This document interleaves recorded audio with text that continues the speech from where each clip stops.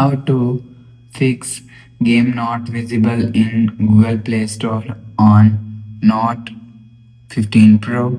Let's start the video. First of all, go to App Library. Here click on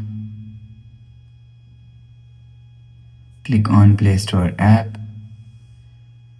After click on Play Store app, you will see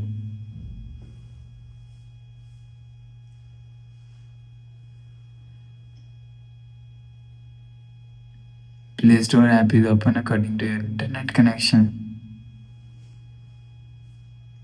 You will see, click on this profile icon and click on settings. Now in Play Store settings, click on family, internal control, click on this option and turn. If you want to fix this game visible problem, enter your password and click on OK.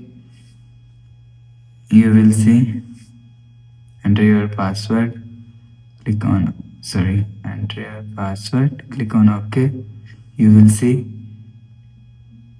after the process, go back to home screen. So that's how you can fix game not visible in Google Play Store on Note